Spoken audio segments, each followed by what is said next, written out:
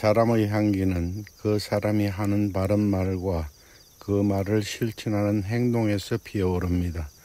말이 없으면 실천할 수 없고 실천 없이 말만 하면 그 말은 아무 소용이 없습니다. 이 둘을 조화롭게 아우른 분이 남명조식 선생입니다. 이 강의는 남명조식 선생의 언어를 통하여 선생의 생각과 실천의 모습을 살피는 데 그 목적이 있습니다. 남명 선생은 매우 어려운 시대적 상황 속에서 살았습니다. 개인적으로도 그러하였고 국가적으로도 그러하였습니다. 이는 조선 초에 있었던 네 번의 사화가 가장 큰 원인이었습니다. 화면에서 보는 바와 같이 네 번의 사화는 선생의 개인뿐만 아니라 나라에도 큰 어려움을 주었습니다. 갑자사화가 일어났을 때에는 할머니의 동생인 조지서 선생이 화를 당하고, 기묘사화가 일어났을 때는 아버지 은형과 작은아버지 은경이 연루되었습니다. 을사사화 때에는 평소 신분이 두터웠던 대사관 일임, 곽순, 성우 선생 등이 연루되어 희생당했습니다.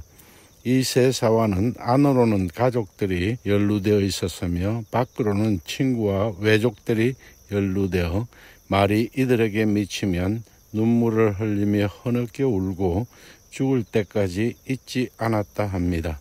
사화는 국가적으로도 큰 어려움을 주었습니다. 이 네 번의 사화를 통하여 훈구파는 비판적 살림을 살육하면서 권력을 독점하고 이를 바탕으로 갖가지 부정과 비리를 저질렀습니다.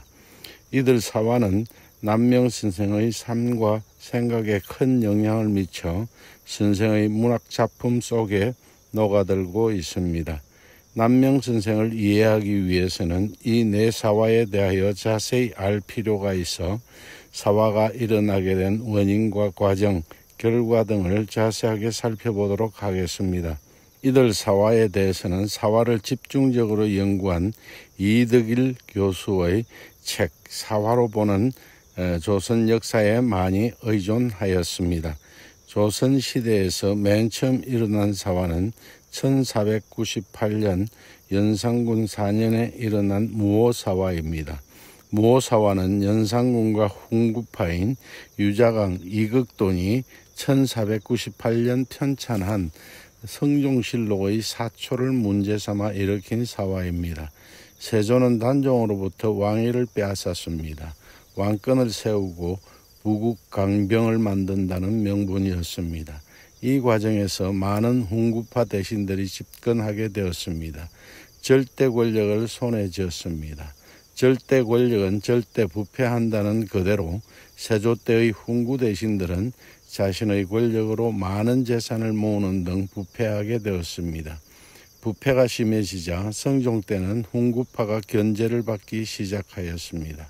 이러한 까닭에 김종직 선생을 중심으로 한 살인파가 훈구파에 대립하는 새로운 정치 세력으로 나타나게 되었습니다.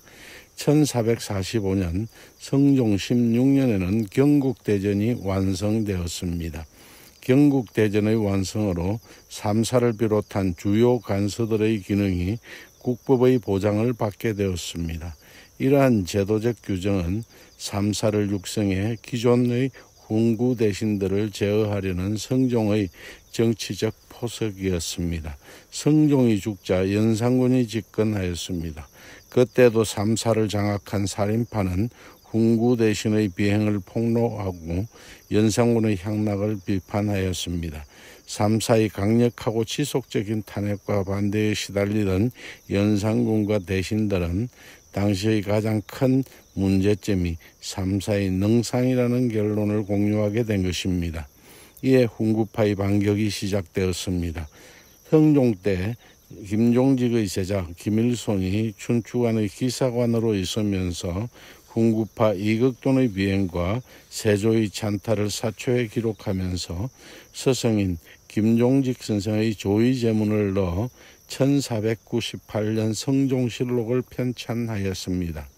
이때 실록청의 당상관이었던 이극돈은 김일손 선생이 사초에 넣은 김종직 선생의 조의제문이 세조가 단종으로부터 왕위를 빼앗은 일을 비방한 것이라 하여 윤필상 등 훈부 대신과 함께 이 사실을 연산군에게 고하였습니다. 김일손 선생이 쓴 사초를 본 연산군은 분노했습니다. 왕실의 도덕성을 흠집내려는 불순한 의도가 담긴 글이라 생각했습니다. 그렇지 않아도 연산군은 살인파의 행동을 능상이라 규정하고 있던 터에 곧바로 사화가 시작되었습니다. 국청을 열고 함양에 내려가 있던 김일손 선생을 잡아오도록 하였습니다. 국청에서 연산군이 사초에 관해 더불어 의논한 사람이 있느냐고 2번, 3번 물었으나 김일손 선생은 끝까지 혼자 한 일이라 하였습니다.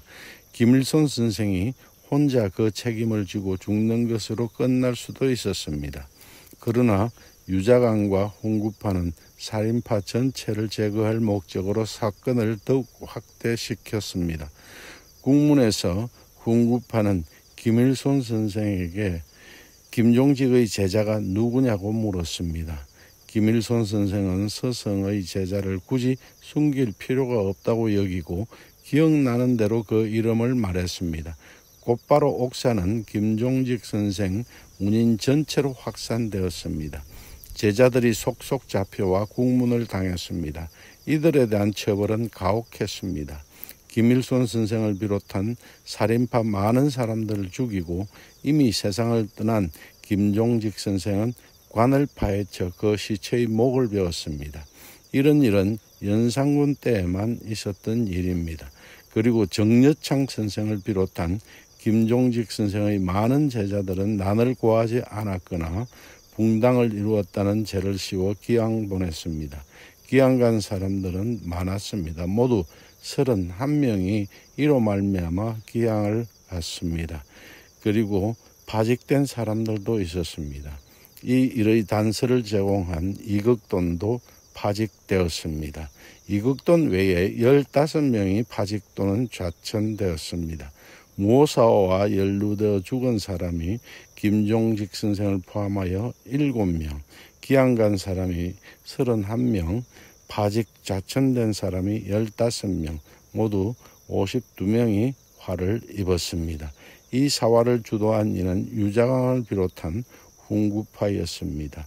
훈구파의 위세는 더욱 대단해져 이 뒤에도 유자강의 훈구파에 의한 많은 살인파 인사들이 희생되었습니다. 그 다음의 사화는 1504년 연산군 10년에 일어난 갑자사화입니다. 연산군의 어머니 패비 윤씨의 복위 문제에 얽혀서 일어난 사화입니다. 이도 연산군이 일으킨 사화입니다. 이때는 살인파뿐만 아니라 훈구파도 화를 입었습니다.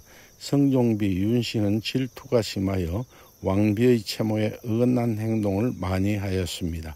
이로 성종비 윤씨는 성종의 총애를 받던 엄숙이, 정숙이 그리고 성종의 어머니 인수대비로부터 배척을 받았습니다. 이러한 까닭으로 성종비 윤씨는 1479년 성종 10년에 폐출되었다가 다음에 성종 11년에 사사되었습니다. 성종이 죽고 연산군이 1494년 왕이 되었습니다. 그리고 4년 뒤인 연산군 4년에 무사화가 일어나 대신과 삼사는 힘을 잃었고 왕의 눈치 보기에 급급했습니다. 이런 가운데 연산군의 향락과 사치는 더욱 심해져 갔습니다. 사정이 이렇게 되자 이제 대신들이 가난하기 시작했습니다.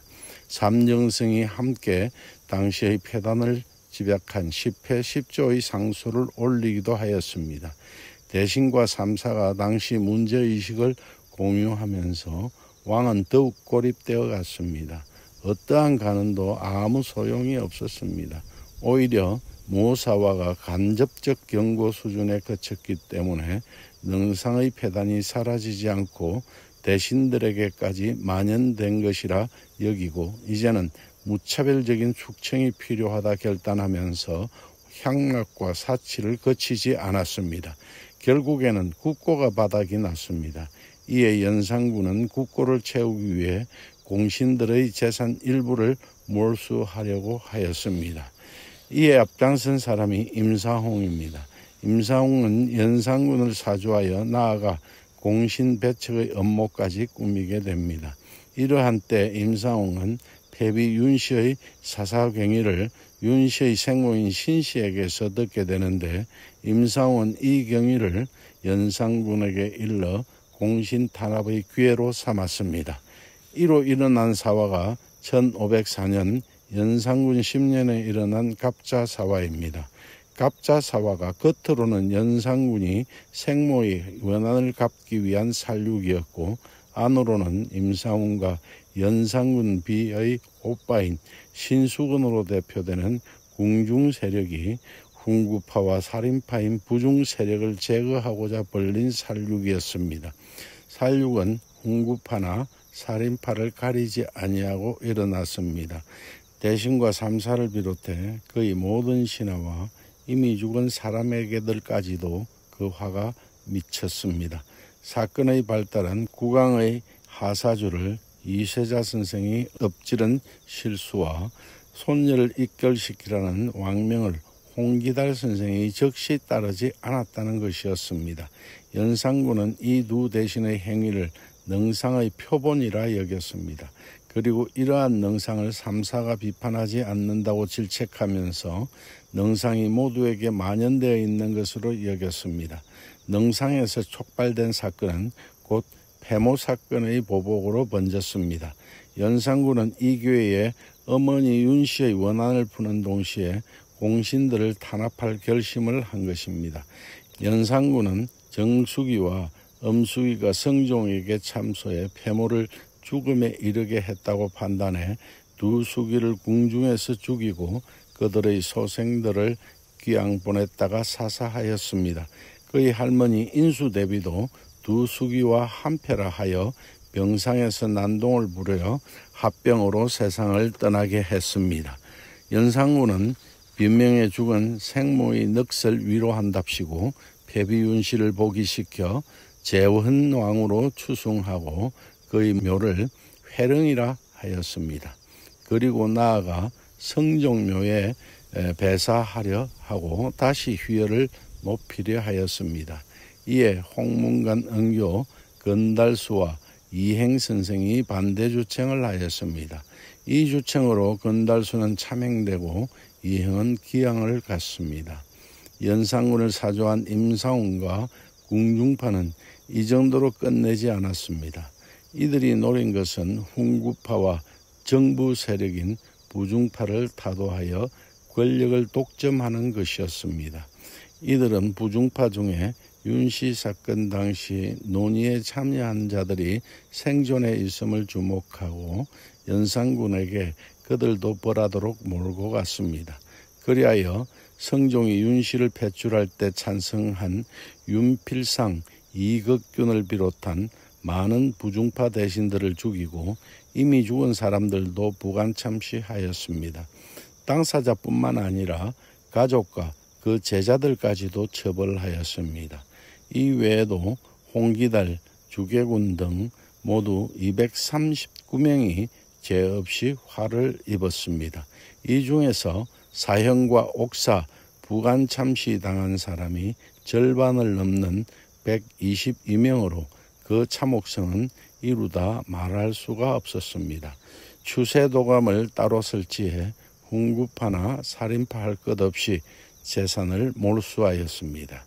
이때 연산군의 제자 시절의 스승이었던 조지서 선생도 화를 당했습니다.